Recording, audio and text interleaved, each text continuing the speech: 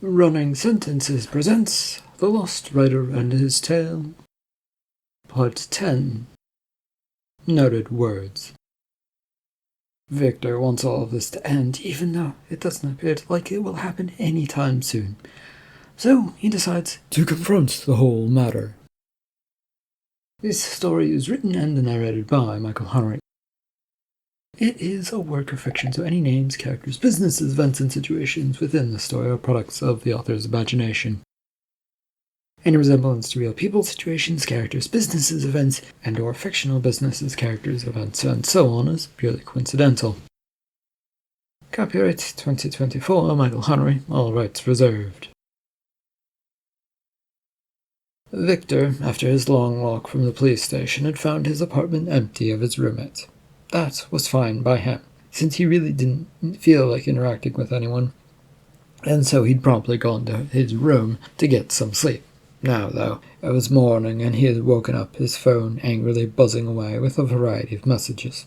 He'd only gotten up and swung his legs out of bed when it started going off again, so he picked it up. A message from Riley, of all people. How am I not surprised? He opened it and read the message out loud.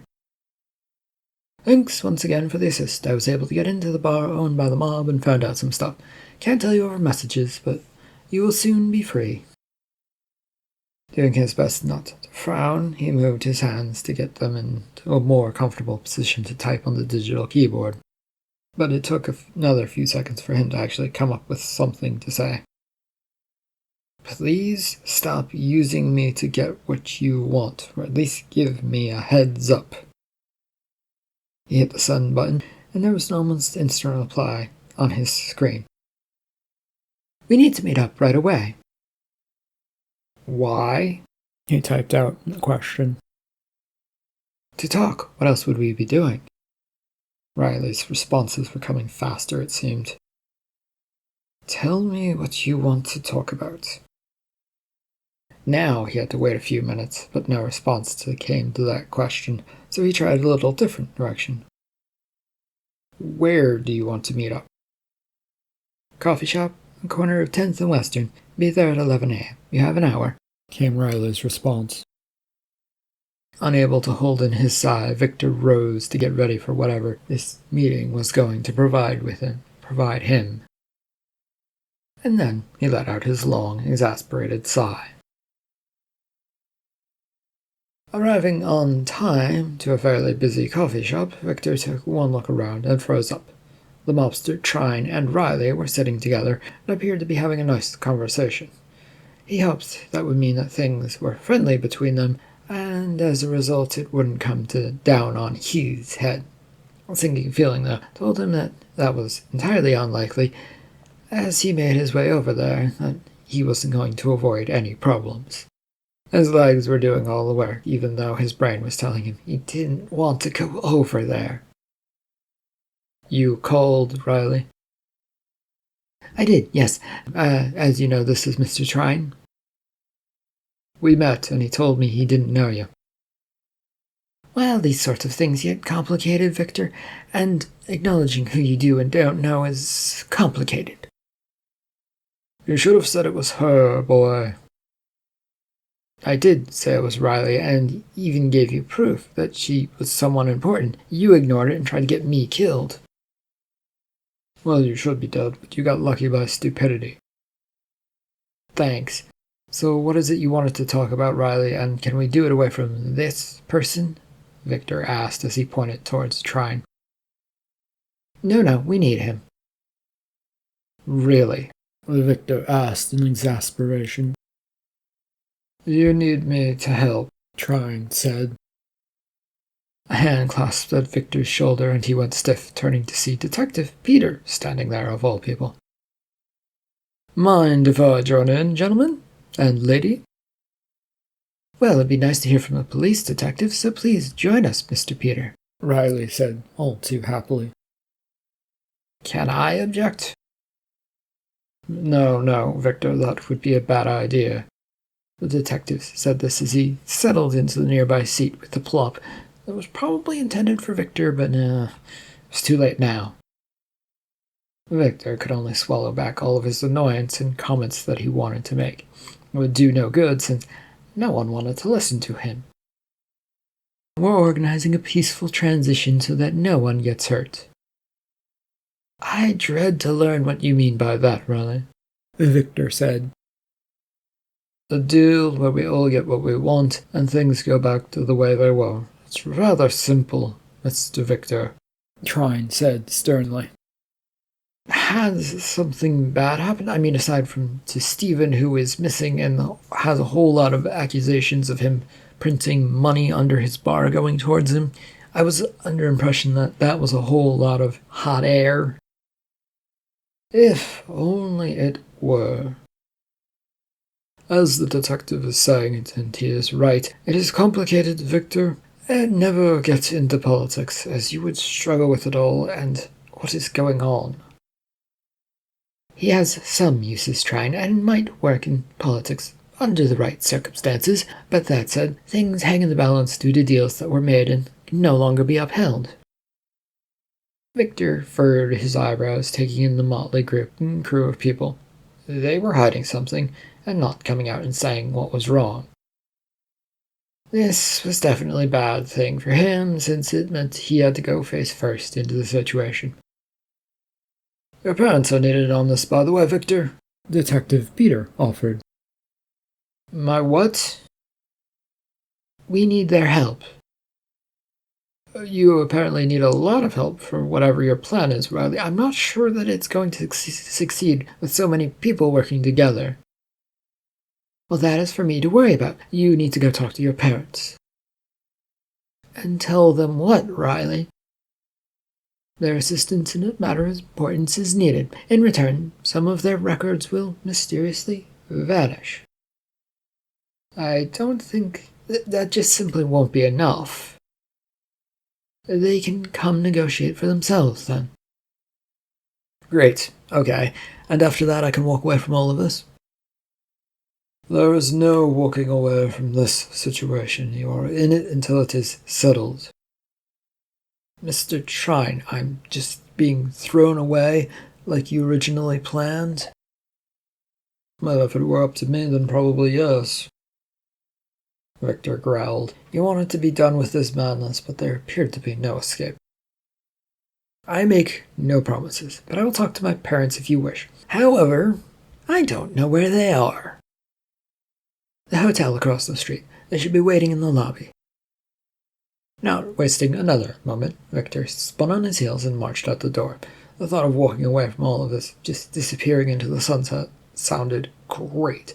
But with no money, he doubted he would get further than the city limits, and, well, he didn't just want to abandon his friends and roommates. Well, not yet, anyway. A quick, short walk brought him to the lobby of the hotel across the road, looking for his parents. It was a nice hotel with everything quiet, but simple and well maintained. Victor glanced about from place to place until his eyes fell on his parents, emerging from a restaurant that had been attached to the lobby. They looked like they'd been enjoying a nice lunch, and walked right up to him. Hello. Oh, dear son, it is good to see you again. We heard through the grapevine you might be coming our way. Duke, Martha, it is nice to have to deal with you again. That is no way to address your parents, Victor. Yes, no, that's nice and all. I'm not sure anyone needed me if you already heard the news, but your assistance has been requested. We don't do that sort of thing anymore, son, his would-be mother said. That was more than enough for Victor, so he turned with a nod to them. Great, glad to hear it. I'll tell those in charge you are turning them down. He made it all of a couple of steps before his father spoke up. Now, wait a second. You can't just walk away after saying that to us. There has to be something super important for you to come to us. You've been avoiding us for a long time. Sorry, can't, Mr. Duke, or if you really want me to call you Dad.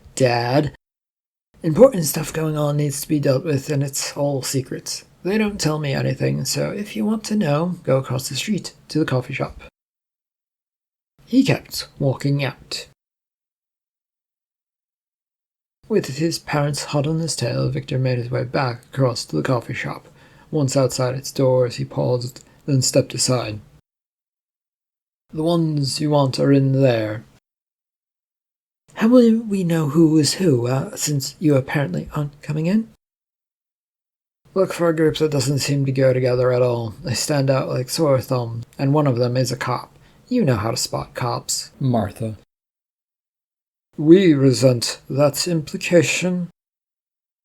Yeah, Mr. Duke. Resent all you want. It doesn't matter to me what you think.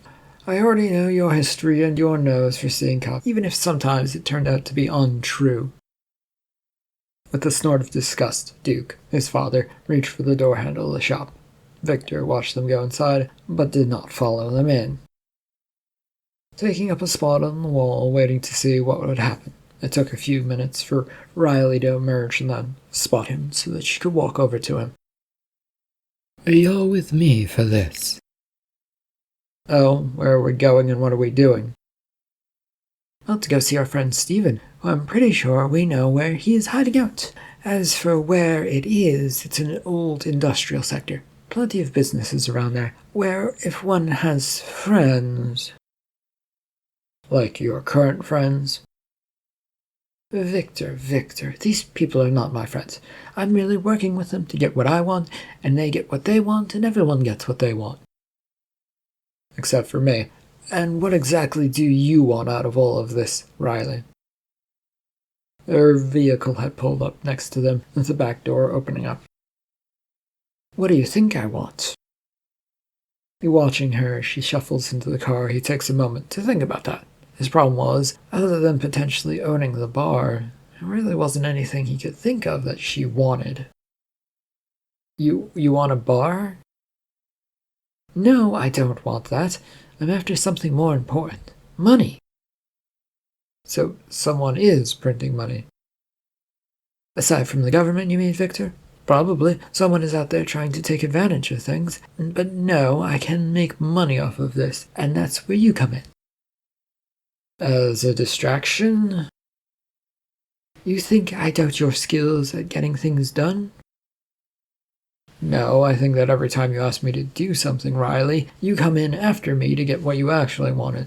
So forgive me for being a little jittery, but you only do use me. Well, it is time for something new. Be prepared and get in already so we can get moving. A short trip took them to the industrial park where they parked in front of a normal-looking building, one that was disused or had seen better days in the past. Victor stared at it from the seat in the car, then got out of the vehicle just as Riley did. He's holed up in there. Why here of all places? Victor asked her. I believe it's family connections.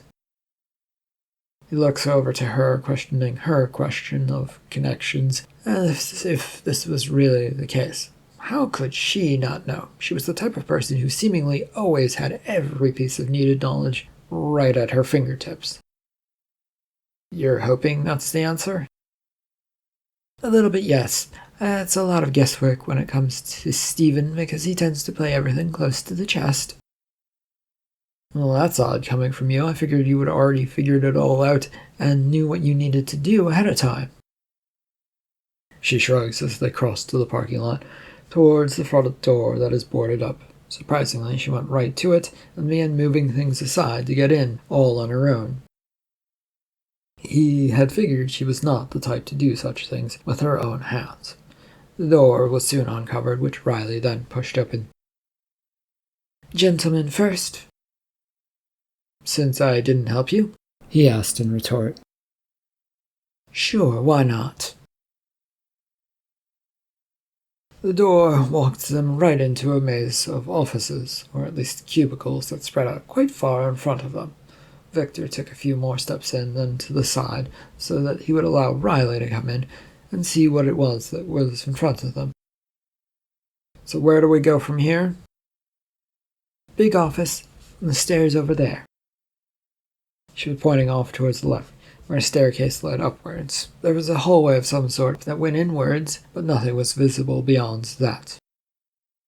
This feels really weird, Victor said aloud. Yes, all of this feels off, but we do what we must, don't we? As you headed off towards the stairs, quickly heading up with them, nothing happening as they went, aside from the echoes of their footsteps bouncing about this place. They walked a good distance down this hallway, then the building surprisingly still had power, so the lights still buzzed above them. It wasn't well lit, but good enough to serve the purposes of moving through the area. At the end of the hallway ahead was a set of double doors with the words CEO's office hanging above it. This is where the fake money is being printed, Riley? That's what your parents said. Why would my parents even know that? You're the one who went around claiming they're criminal masterminds, so if they aren't here, it's going to be your fault. Oh great, I get blamed for everything again. Even though all I've really done, is nothing to deserve such hatred. She snickered as they reached for the doors, but instead of opening them, Riley knocked on the door. Well, at the very least, this'll be interesting. The sound of footsteps came to that door, and it opened with Roger standing there. Victor blinked, then for a second uncocked his head to the side. Mr. Roger from the arcade warehouse. What are you doing here? I could ask you the same thing about Mr. Victor. Is your friend Brody with you again? He isn't. I'm here with someone who told me a bar owner, Mr. Stephen, is here. We would like to see them if you could please answer my questions. Is he here? No, I don't know anything about that. I was hired to do some work here, helping out with some mechanical issues people were having. Printing problems? Roger glances over towards Riley with a raised eyebrow to her question. He stared her down, not moving an inch from his spot. Then, with a disgusted look, turned back to Victor to stare at him unhappily. Who is this, Mr. Victor? Oh boy, how to explain. A woman with immense means and ways. That sounds wrong, but whatever. I think that's where the statement goes anyway. She's called Riley and she wants to talk to Stephen. I think she made herself obvious. If you could be so kind as to get him for us, or lead us to him, that would be appreciated. Riley politely asked for. Well, he isn't here, you two. When will he be back? We can wait, by the way. She has the law on her side, so whatever you do, think about that answer carefully, Mr. Roger. I don't know what that means. It sounds threatening, but I hear that this Stephen should be back in an hour. Can wait outside if you wish, but not in here. Roger requested. Why not wait in here? This place is highly confidential, and you need government clearance to be anywhere near it. A wicked grin spread across Riley's face. How fortunate for me, I happen to have such a thing. She reached into her purse and pulled out a card, holding it up in front of her for Roger to examine. To which he does, and then sighed. Well, I suppose that explains why no one stopped you yet, but you still cannot come in here. Can someone offer me an explanation? Roger, Riley, what's going on, please? Oh, it's simple. Stephen got himself into a mess and came here, where he's running his operation. I'm not sure exactly what kind, but he's doing something with money. And he's been caught again, and so now he's working for someone else to do making money or something. Oh, that really doesn't explain anything at all, Riley. Well, it's the truth, though, isn't it, Mr. Roger? I won't bother to answer your question, since I have no need to. Think what you will and what you want. It doesn't matter to me. Roger was about to step back into the room and close the door when the sound of footsteps sounded behind Riley and Victor. A look down the hallway showed Stephen marching behind two men coming their way. Oh boy, this really is about to get fun. Well, yes and no, Victor, but it will certainly turn into something. Mr. Stephen, Roger interrupted. You have two people here to see you. If you could please take care of them. I can see them, Roger. No need to tell me what is in front of me. The two men who were guarding Stephen mostly appeared to be blocking his view. Victor wondered if this was true that they'd been seen by the man, then gave him the benefit of the doubt. There was a good chance he'd seen them before, or just been told they'd come in. Stephen, we would like to have a chat. Of course you would, Riley, but why should I listen to you or anyone you bring with you? The bar owner now stepped forward so that they were easily visible. Stephen stood chest out and looking far too overly confident for his own good as he pointed towards Victor. Because you don't want to be arrested? Riley pointed out. Riley, you think I don't have a pardon from the government lined up? Well, that's fine if you do, but the local state likely hasn't given you one, and isn't going to give you one, at least yet. You are still committing crimes here. Are you wearing a wire, Riley? Or Victor? No, we are not. We aren't. A nice thing to say, but not exactly believable, is it? No, that's the answer I'm expecting from you two, and that's exactly what we got. You could still be wearing it anyway. Now, tell me what it is you want. I told you we want to talk. About what, Riley? Money, the bar, life, things that have been going wrong for you. You name it and we can talk about it. With an extraordinary amount of bravado, or perhaps she just didn't care, Riley began marching towards Stephen. His two guards moved to step in the way, but were waved away. If there is one person who I'm not afraid of harming me physically, it would be her, gentlemen. The man standing behind her, though, is a wild card, so please do watch him. That annoyed Victor a great deal, as he, too, strolled forward to make a bit of a scene. There's no intention to actually doing anything with his actions, but the simple reaction would be fun to get. Why would you disappear would be a good start, Victor asked.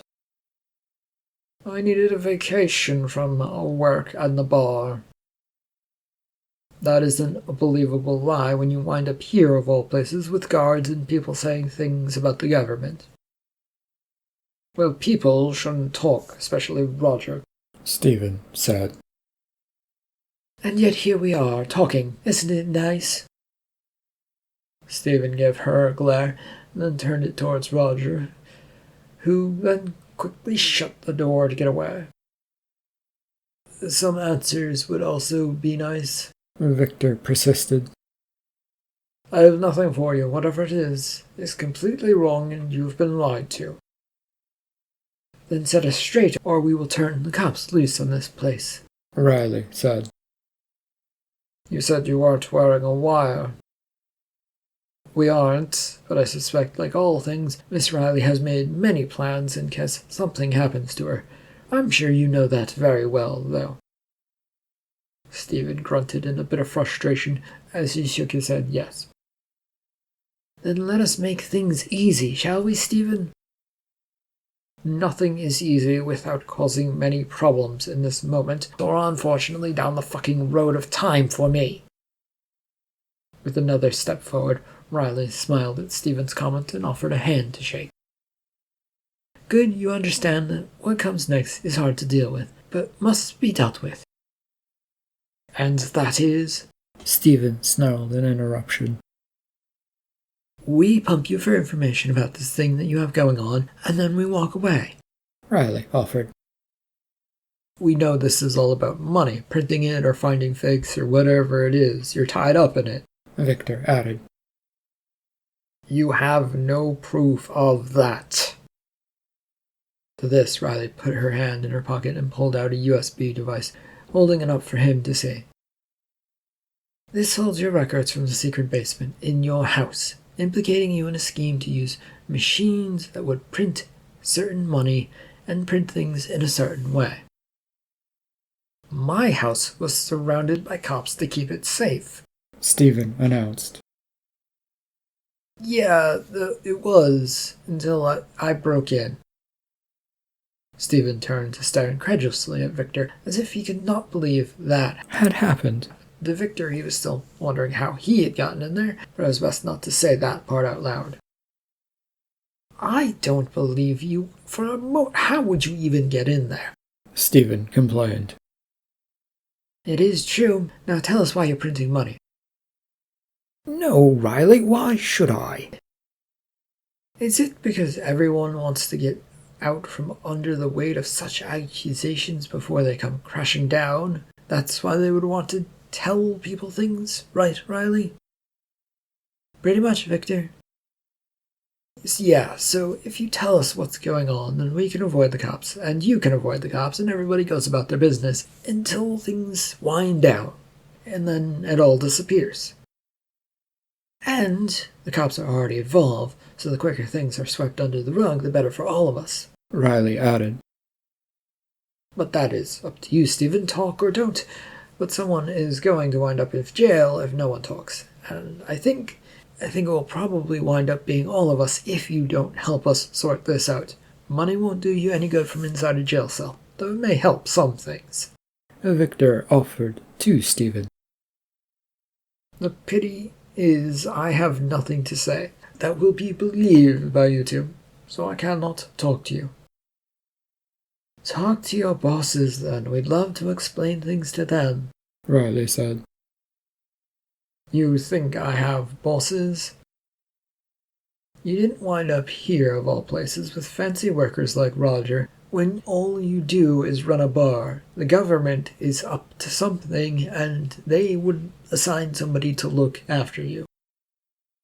Stephen waves his hand, and the guards now step forward, both reaching into their pockets. They pull out little-looking pistols, but Victor wasn't about to question if they were deadly or not. He was surprised to see that Riley just stepped in front of them, undisturbed by all of this. He figured she'd be lying about the whole cops thing, but maybe he shouldn't doubt her on that. I don't want to deal with you lot. Go away. We can't, not after the deals we've made. Well, she made. I wasn't present for any of the deals with the cops, mobsters, and other criminals who are hanging around. I'm sure she also made a deal with the government, locals, states, or anybody higher up that she could to get out of this mess. Victor offered. Do you really think that these idle comments will somehow scare me into cooperating with you too? Stephen demanded. No, but maybe yes.